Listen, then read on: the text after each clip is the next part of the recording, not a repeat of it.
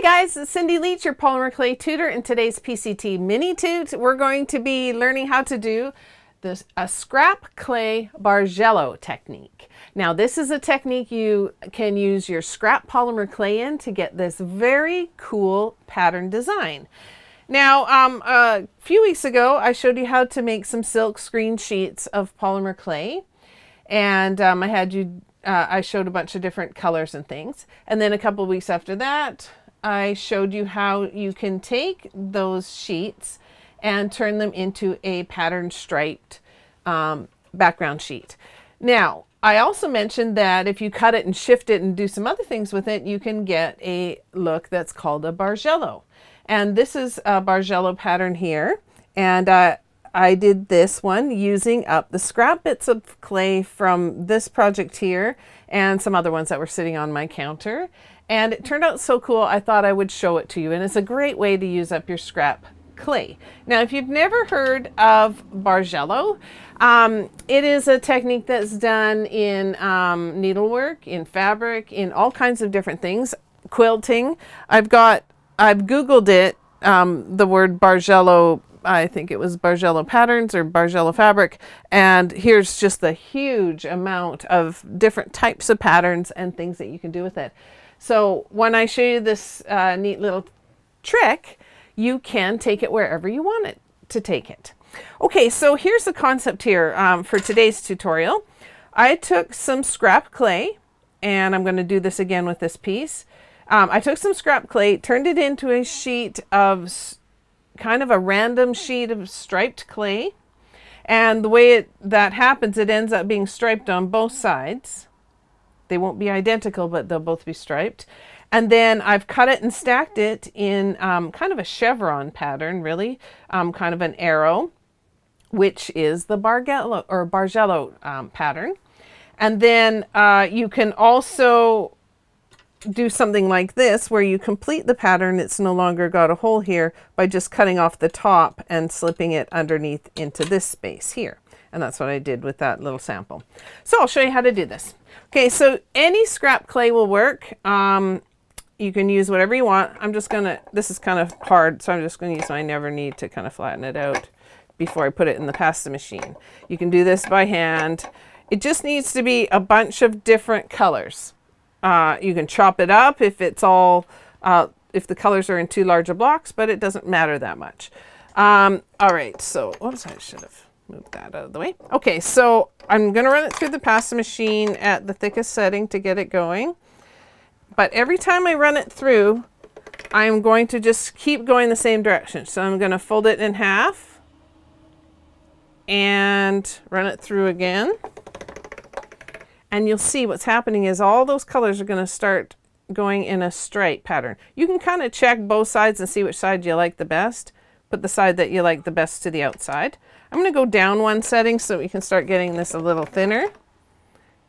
And we've got some more interest happening here. This side looks like it's going to have more stripes, so I'm going to make that to the outside.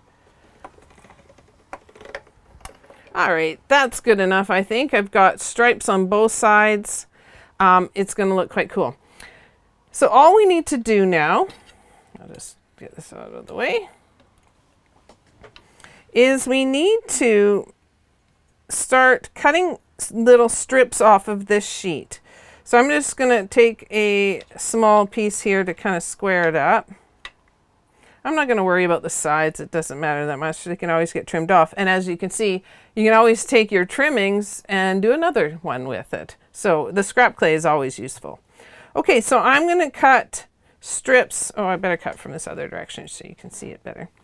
I'm going to cut strips, and you can do them all exactly the same size as you want, if you want. So that's what I'm going to do for now. I'm going to just set this to the side.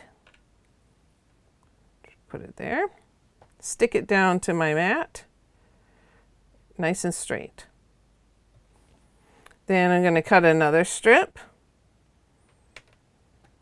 And this time I'm going to shift it up a bit. So maybe a couple of millimeters or like 1/4 of an inch. You could decide what you wanted to do, how dramatic of a shift you wanted to do, but I'm just going to shift it up a bit. The first couple are a little hard to stick down because they got to be stuck down to your mat. Then take another cut, go up. Now, if you want it to be very well planned, then you would count these. So let's do 5 going up. Okay, come on, stick there. All right, take another cut.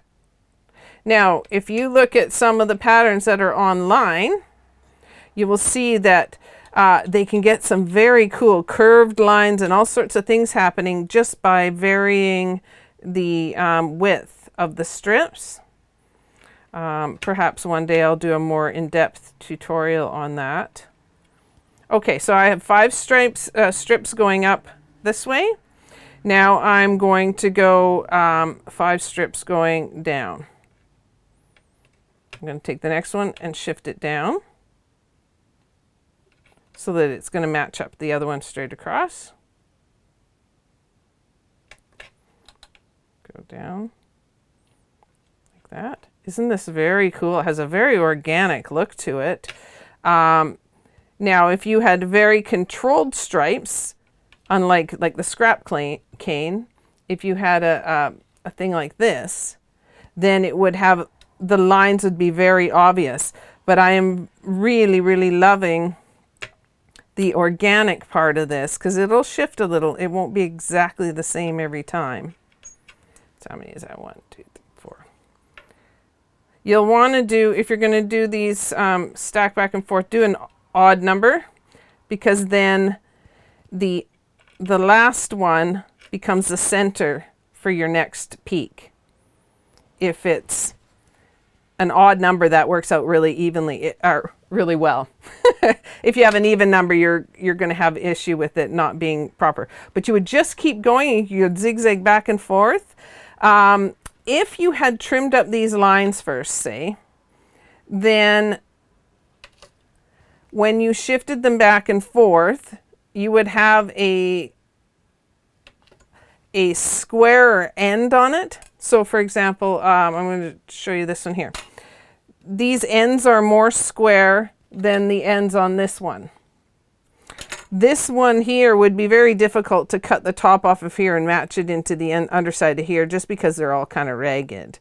But this one, because it was properly trimmed on the underside, they're more square, and I could, if I wanted to, though this one looks like it's a little distorted. If I cut this off at this point here, match these two outside ones, and then take it, it should match up inside there.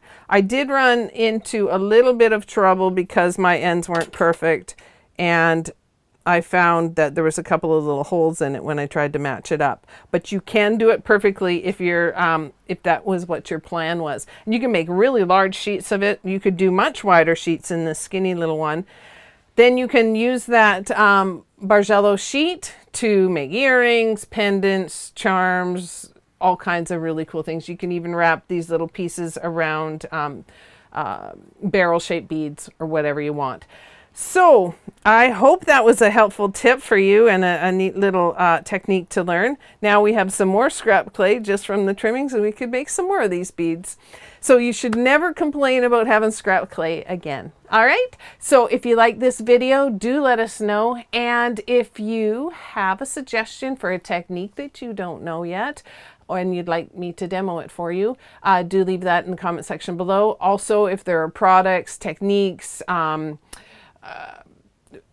kinds of stuff, whatever you need, books, whatever you need me to do a video on, leave those suggestions in the comment section below as well. All right, so we'll see you next time, and bye for now.